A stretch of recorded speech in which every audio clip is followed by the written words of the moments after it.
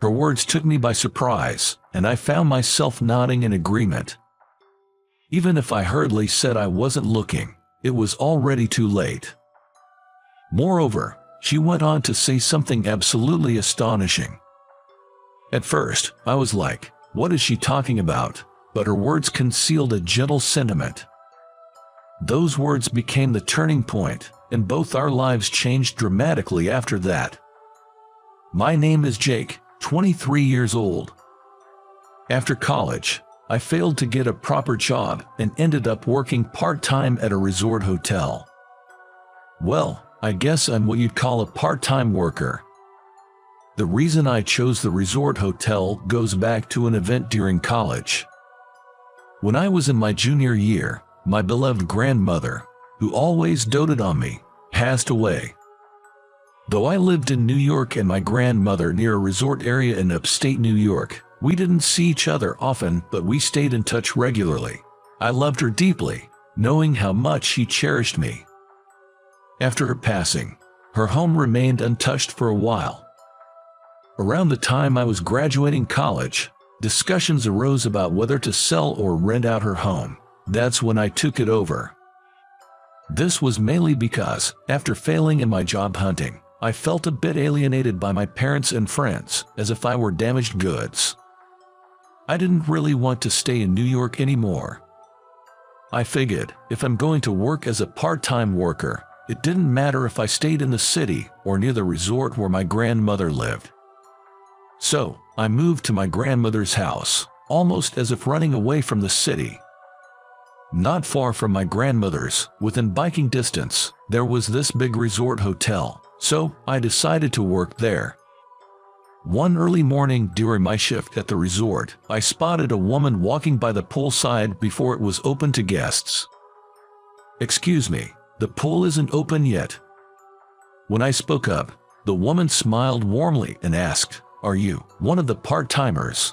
Turning to face me, she was a strikingly beautiful woman with distinct mole under her eyes. I was taken aback by her long, pale legs extending from her skirt, trying my best not to show my surprise. "Yes, I just started this spring." Hearing this, she smiled and said, "Oh, I see," and extended her right hand towards me. "My name is Alyssa Smith. I'm the only daughter of the owner here. Technically, I'm an employee, so being here is allowed, okay?" I have heard her name before, and the story of the beautiful 25-year-old soul heiress was pretty well known. Yet, she worked at the hotel. My main job was cleaning the pool and recreational facilities, so we hadn't crossed paths before. "Oh, I'm so sorry, my bad."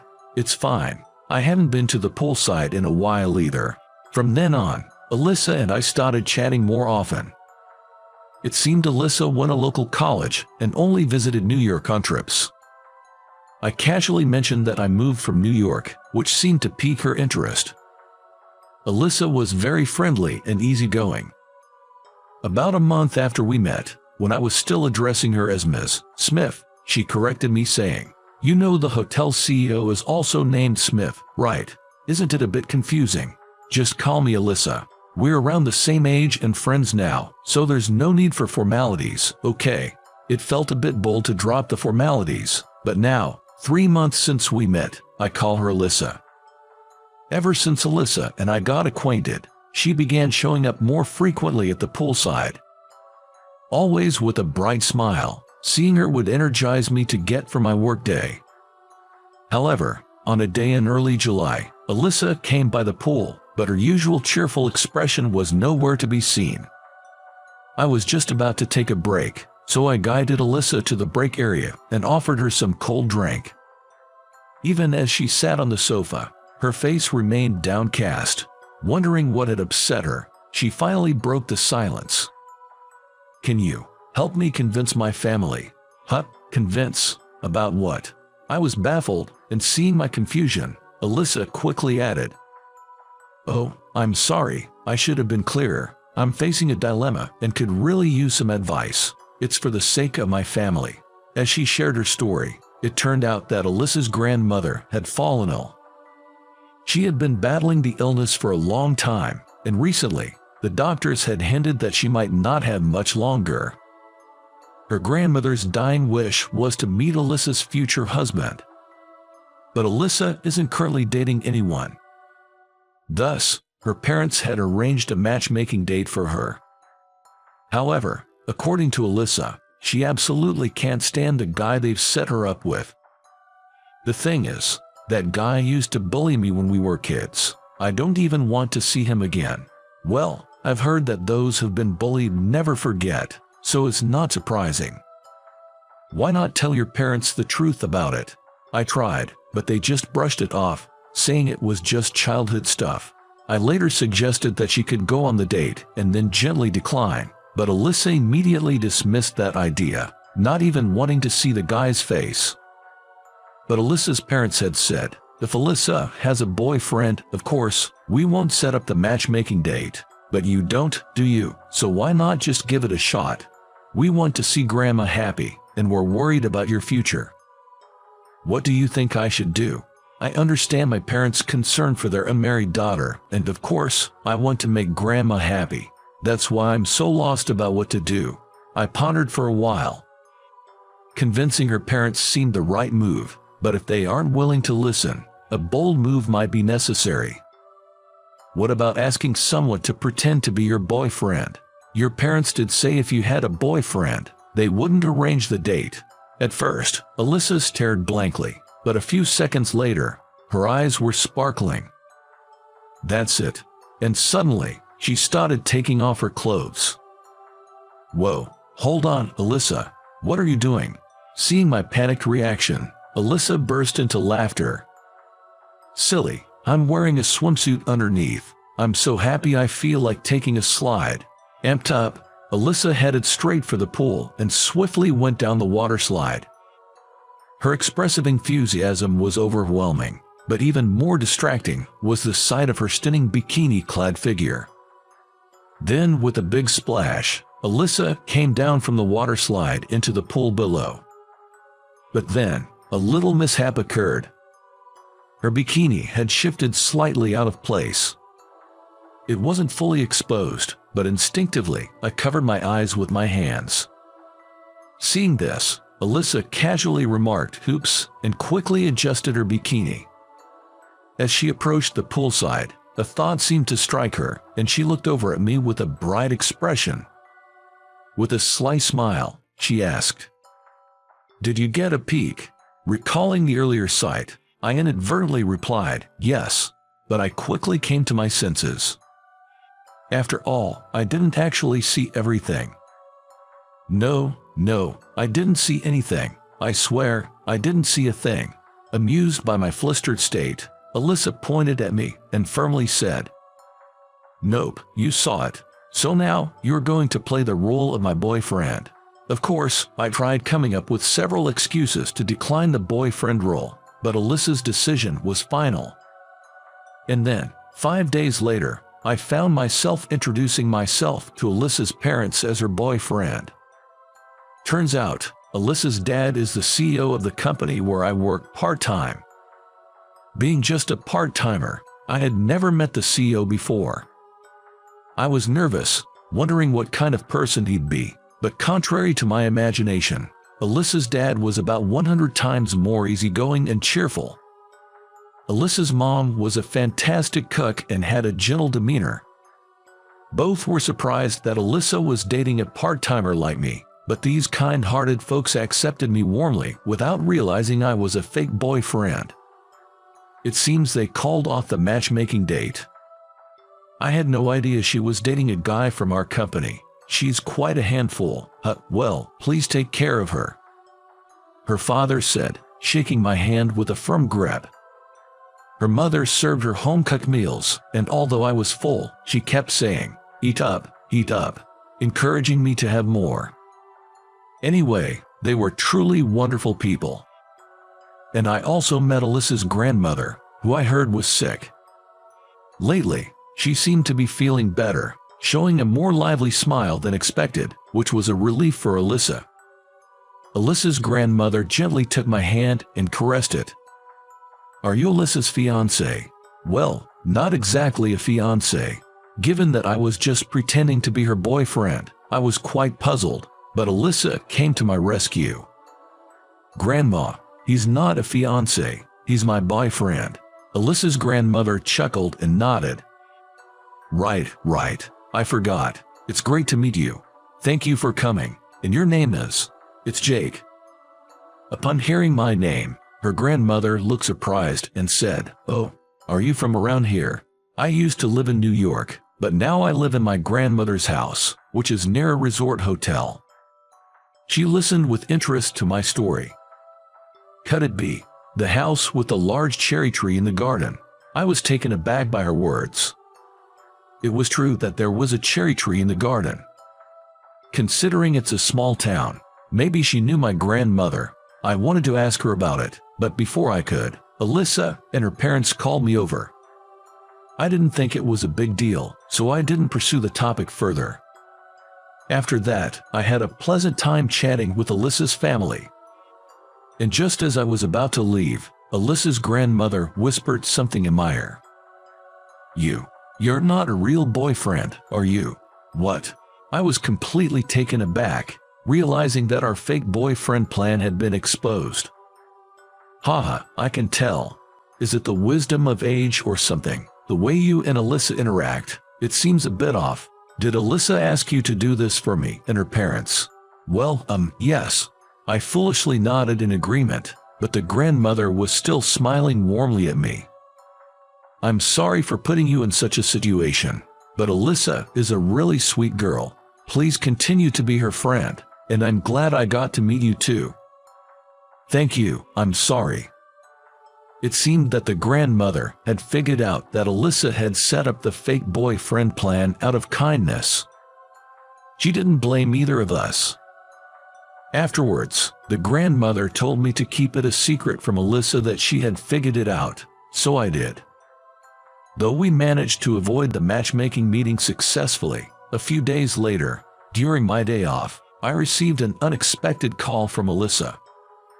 My grandmother's condition has worsened, and she's been rushed to the hospital. I got a call from home. What should I do? I can't bear the thought if something happens to her. I had never heard Alyssa sound so panicked and on the verge of tears. "Calm down. Where are you now? I'll get a cab and come pick you up. Then we'll go to the hospital together." I couldn't let her go to the hospital alone in such a state, so I hailed a taxi. After picking up Alyssa, we hurried to the hospital where our grandmother had been taken. In the taxi, Alyssa, who seemed to have been holding back, started to break down and shed tears. She was so lively before. "It's not going to be our last goodbye today, is it? I'm scared. What do we do?" Alyssa's hands, resting on her lap, clenched tightly. I placed my hand over Alyssa's, trying to reassure her.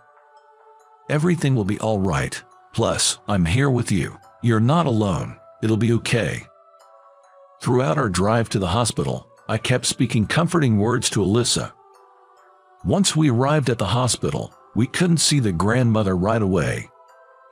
Throughout the day, the grandmother's condition didn't improve, and our days were filled with anxiety.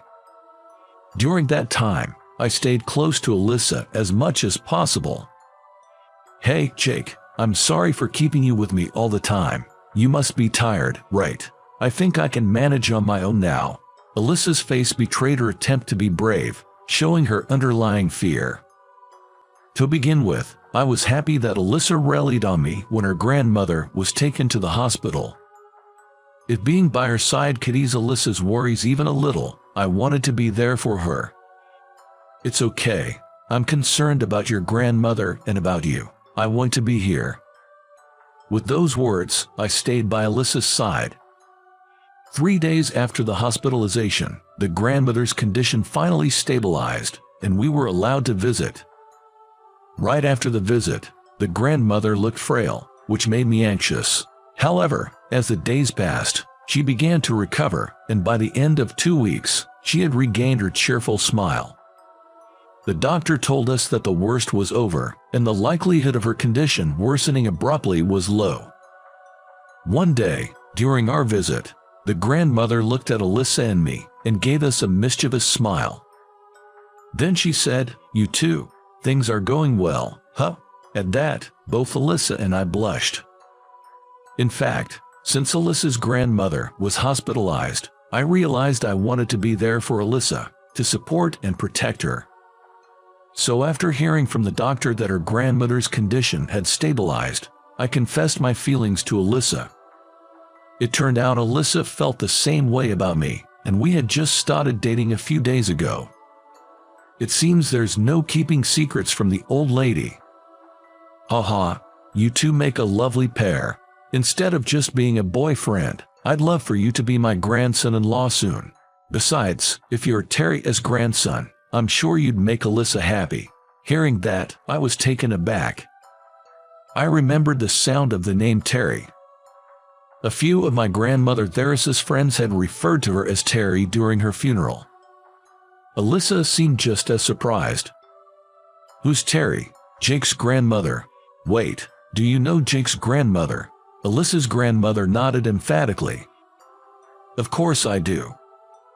As the story went, my grandmother Theresa and Alyssa's grandmother had been childhood friends.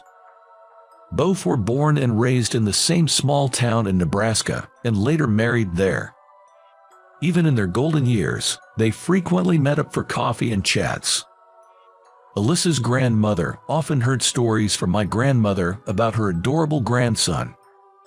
Embarrassingly, my grandmother would tell Alyssa's grandmother things like, "My grandson wouldn't hurt a fly, and he sends me flowers on my birthday. Isn't he sweet?" Hearing those stories, I remembered my beloved grandmother Theris's gentle smile.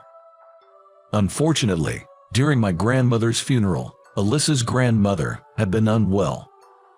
So she had never met me. We used to joke that it would be nice if our grandchildren got married someday. It's like a dream come true for me and Terry. "Thanks to you too," she chuckled. We exchanged a glance and shared a laugh. Neither of us had known that our grandmothers were childhood friends, but we both realized that we had been recipients of their love, which warmed our hearts. Some time later, Alyssa's grandmother passed away. It was a sad time, but in her last moments, she wore a contented smile, surrounded by her family. I felt blessed to have been accepted as part of the family to bid her farewell. I then started working full-time at Alyssa's father's resort, having started out as a part-timer. Being seen as a potential future son-in-law, I've been put through the ringer every day. Watching me push myself to the limit, Alyssa always greets me with a bright smile. "You used to just coast through when you were part-timing, remember? Now, your expression is completely different. It makes me so happy thinking you're doing all this for our future together." Hearing her say that, I feel like she's become even more radiant lately. That's another reason I'm so driven in my job. I want to become a man worthy of standing by her side. Once I feel I've truly come into my own, I plan to propose to Alyssa and get married. When that day comes, Alyssa and I intend to visit the graves of our grandmothers and give them our heartfelt update. I'm sure both of them would be overjoyed about our marriage. So, how did you find today's story? Your subscription and a thumbs up would be a great encouragement for our content creation. We're looking forward to your comments as well. See you in the next video.